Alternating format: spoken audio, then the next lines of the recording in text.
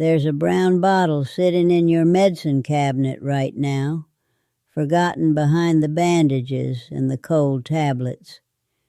You probably paid about $1.50 for it, and it has been sitting there ever since doing absolutely nothing. What I am about to tell you is that you have been walking past one of the most powerful tools in your garden every single day, and the garden industry has no real interest in reminding you it exists because it would cost them real money in spray sales every season.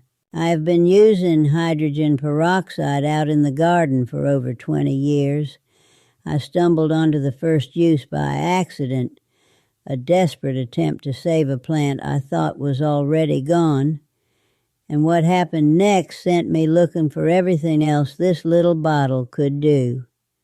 11 things, as it turns out.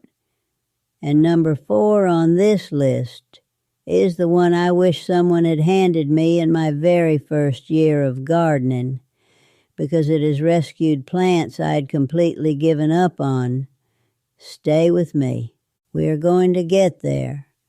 3% hydrogen peroxide, the kind at any drugstore, that familiar brown bottle, is what you want for every single use on this list.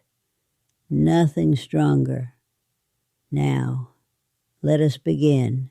Before those seeds even touch the soil, there is something you can do that most people never think to try. Number 1 is seed soaking, and it can nearly double your germination rate. Mix 1 tablespoon of 3% hydrogen peroxide into 1 cup of water and soak your seeds for about 30 minutes before planting. The soak softens the seed coat and kills any surface mold or bacteria that would slow germination or invite rot. I started doing this with old seeds sitting in a drawer for 2 or 3 years, seeds I thought had gone past their prime, and the germination rate nearly doubled. Number 2 shows up in the saddest possible way. A tray of perfect seedlings, healthy one evening, collapsed by morning. Damping off is a fungal disease that pinches young stems right at the soil line, sometimes overnight. At the very first sign of it, mist the soil surface with 1 part hydrogen peroxide to 4 parts water. Not a drench, just a light mist, every 3 days until the threat passes. I lost more seedling trays than I care to remember before this became part of my routine. That white powder spreading across your squash or rose leaves is not the end of the story. That is number 3. Powdery mildew moves fast, and most gardeners head straight for an expensive spray at the garden center. Mix 2 tablespoons of 3% hydrogen peroxide into a quart of water. Spray both sides of the affected leaves in the early morning, and let the plant dry in the sun. The oxygen release breaks down the fungal structure without harming the plant underneath. I have cleared mildew off zucchini, climbing roses, and garden phlox this way. Garden centers won't always tell you this, but I will. Now, number 4. This is the one I wish someone had handed me 30 years ago. If you have a plant that is yellowing and drooping, sitting in soil that will not dry out, that plant very likely has root rot.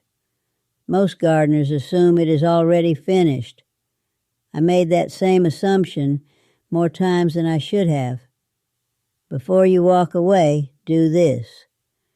Unpot the plant. Rinse the roots gently under water. Trim off anything black or mushy with clean scissors, and soak the remaining healthy roots for 10 minutes in 1 part hydrogen peroxide to 2 parts water. Then repot it in fresh, dry soil. The hydrogen peroxide kills the anaerobic bacteria causing the rot, and delivers a burst of oxygen straight into the root zone. I've saved ferns, a pothos I had already set out by the curb, begonias, and a gardenia I had genuinely grieved over. Trust me on this one. You do not give up on that plant until you have tried this first. Which of these 11 uses are you hearing about for the very first time? Drop it in the comments. Gardeners across different climates are reading those answers, and your real experience in your zone helps someone else figure out what actually works for them. This is exactly what I had in mind when I put together the Lazy Garden Blueprint. Simple solutions that work, but nobody ever showed people how to use them together.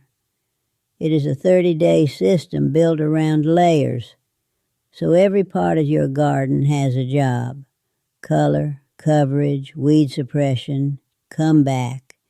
The link is on screen, but we still have 7 uses to cover, so let us keep going. Number 5 is for the planter or raised bed where plants keep struggling no matter what you feed them. Compacted or waterlogged soil goes anaerobic. The roots are slowly suffocating, not starving. Water the struggling container once every 2 weeks with 1 part hydrogen peroxide to 4 parts water. It introduces oxygen directly into the root zone and gives the plant the breathing room it needs to come back.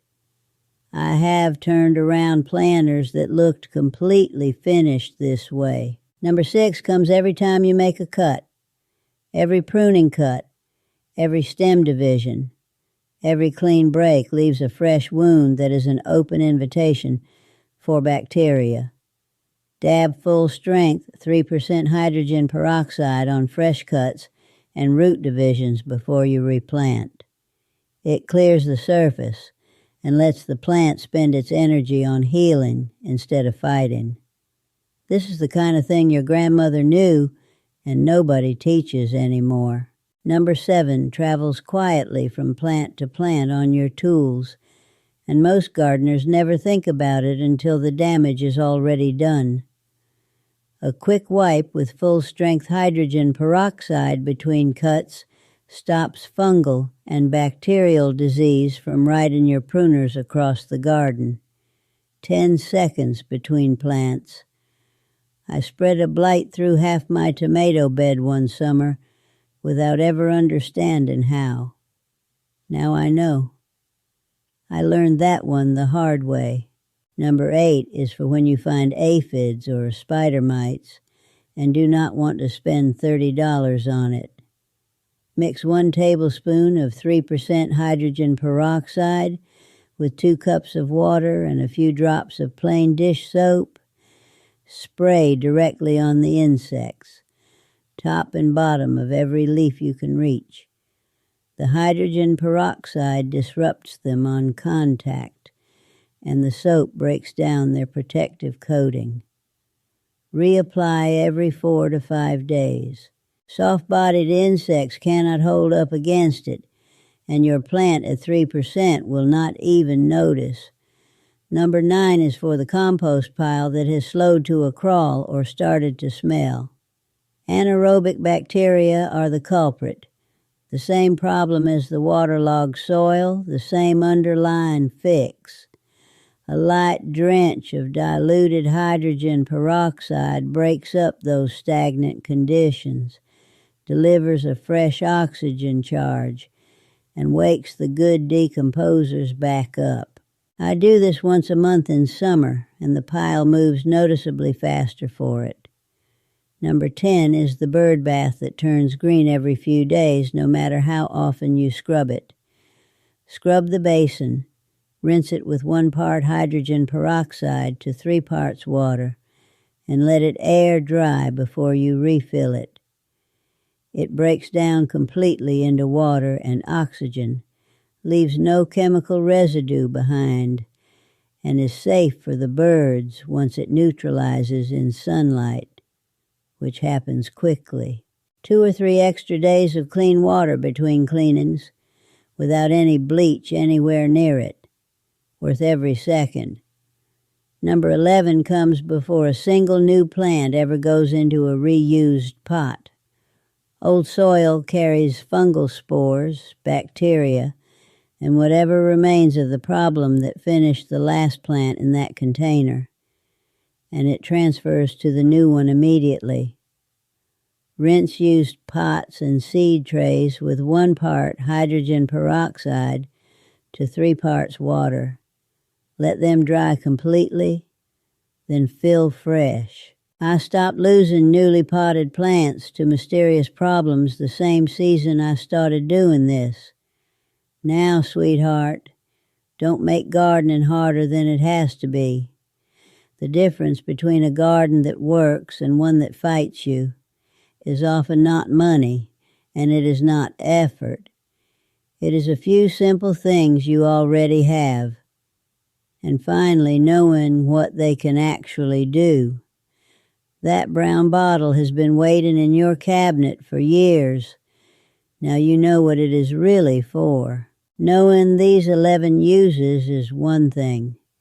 Having the garden set up so your plants are healthy enough to respond when you need them.